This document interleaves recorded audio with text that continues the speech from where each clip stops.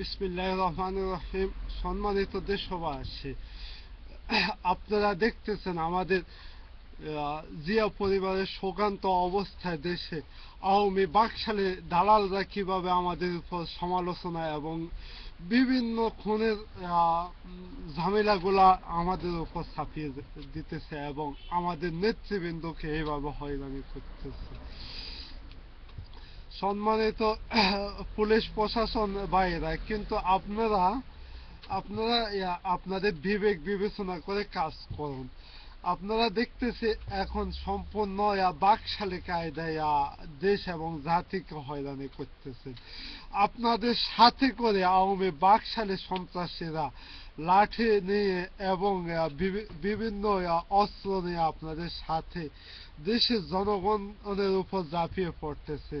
আপনাদের অত্যাচার এবং সন্ত্রাসীদের অত্যাচার এক এক দফা করতেছেন, কিন্তু এগুলা কিন্তু আমাদের প্রিন্ট মিডিয়ার মাঝে সব ধরা আছে। এগুলা কার নির্দেশে করতেছেন, কি কারণ? এটা কি দেশের আইন এবং এটা কি দেশের সংবিধানে আছে সন্ত্রাসী নিয়ে একসাথে পুলিশ জনগণের উপর হামলা করা? এমনকি অনেকগুলা প্রমাণ আছে জনগণের বাড়িতে আপনারা প্রশাসন আগুন দিয়েছেন। কি অপরাধ এ দেশের জনগণ করেছে? কি কি ক্ষতি আপনাদের করেছে? না আপনারা কি ওই দালাল গোষ্ঠীর একজন? সম্মানিত প্রশাসন ভাইরা, আপনাদের সীমা কিন্তু আপনারা লঙ্ঘন করতে যাচ্ছেন। এখন দেশের জনগণ এমন পর্যায়ে আছে, এমন ক্ষেপে আছে, কিন্তু এটার পরিণতি কিন্তু ভালো হবে না। এখন শীঘ্রই আমাদের সাথে এক হয়ে কাজ করতেছে বাংলাদেশের সম্পূর্ণ মানববন্ধন কর্মকর্তারা এবং কর্মচারী ভাইরা। সবাই এক হয়ে প্রতিটা থানায় মানববন্ধন করবে এবং প্রতিটা থানার সামনে যখন মানববন্ধন করবে আপনাদের কি করবেন?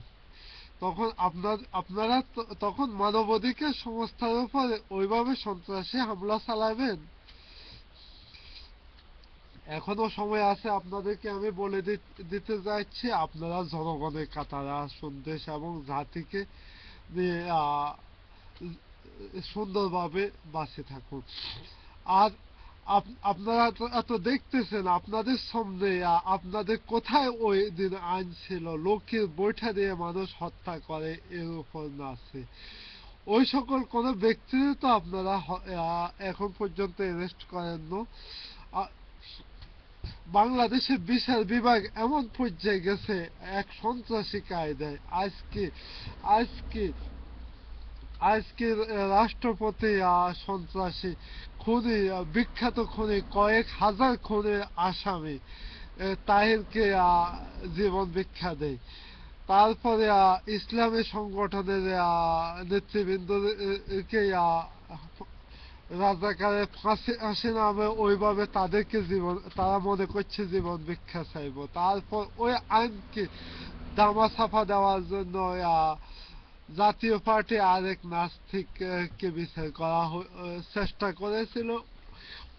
ওই নাস্তিককে তখন ওই নাস্তিক তো ও নিজে নাস্তিক, তারপর জীবন্ত ভিক্ষা চাবে আরেক নাস্তিকের কাছে, ওই শহীদ কায়সার।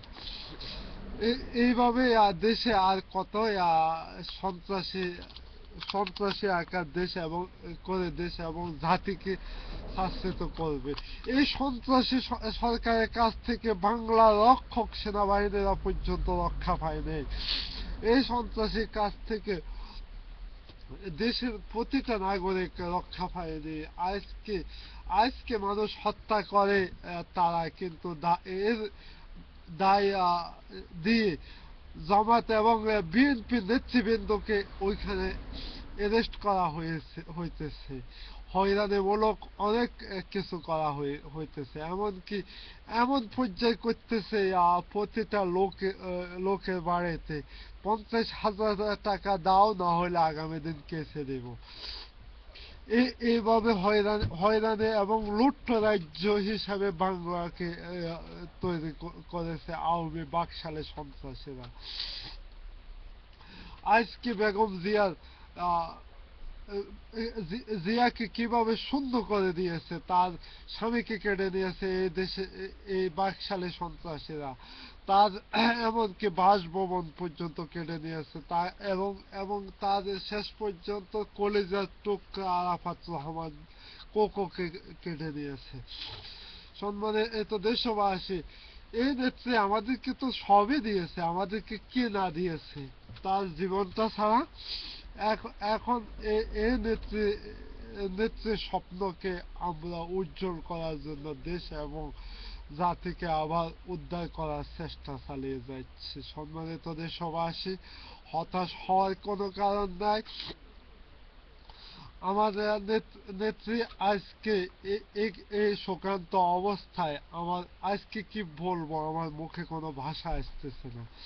তারপরে বলে যাচ্ছে, সম্মানিত দেশবাসী, আপনারা আন্দোলন সুন্দরভাবে চালিয়ে যান, কিন্তু স্বৈরাচারী অবৈধ সরকার, অবৈধ মন্ত্রীদের কে আমি দীক্ষা দিয়ে বলতে যাচ্ছি, আপনারা আপনাদের মতো ইঁদুর বাঁদররা কিভাবে পারলেন সম্পূর্ণ মিডিয়ার সামনে জনগণকে হত্যা করার অর্ডার দিতে?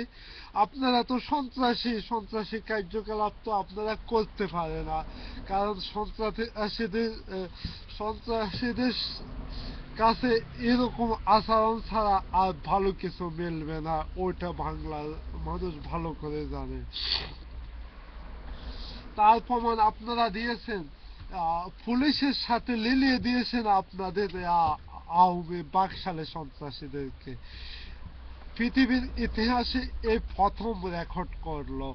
আমাদের আমাদের 1757 সালের ইতিহাসকেও হার মানিয়ে দিয়েছে বাংলার, বর্তমানে বাংলার করুণ ইতিহাস। ভাইরা আমার, আর কত দেখতে চাই এই পরাজয় বাংলার মানুষের, আর কত দেখতে চাই আমরা ডাকাত রাজ্যে পরিণত হচ্ছে এই বাংলাকে, আর কত দেখতে চাই এই বাংলা মা বোনের অপমান, আর কত দেখতে চাই বাংলার মানুষের নির্যাতন।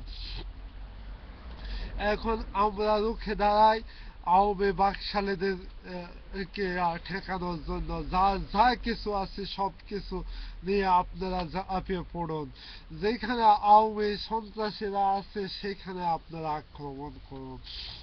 আমরা একটি সন্ত্রাস মুক্ত আগামী দিনে সুগঠিত একটি বাংলাদেশ গড়ে তুলতে চাই আমার নেতা জনাব তারেক রহমানের নেতৃত্বে। আজকে তার ভাঙ্গা হৃদয় আমরা পূরণ করতে চাই।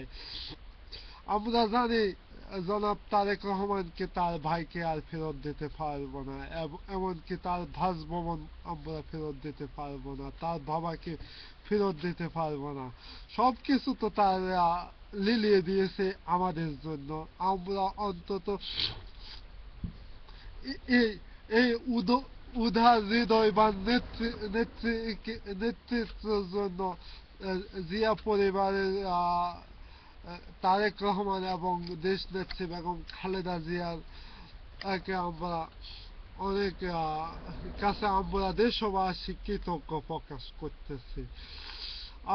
আপনার থেকে আমরা সবই কেটে দিয়েছি, শুধু আমাদের জন্য আপনি সবকিছু মিলিয়ে দিয়েছেন। আপনার মতো উদার মা বাংলার মাটিতে দ্বিতীয় ব্যক্তি আর নাই। সম্মানিত, এ মায়ের সম্মান রাখার জন্য আমরা আমাদের সবকিছু নিয়ে সর্বচেষ্টা চালিয়ে যাব। এই বলে আজকের মতো বিদায় নিচ্ছি। খোদা হাফেজ। বাংলাদেশ জিন্দাবাদ।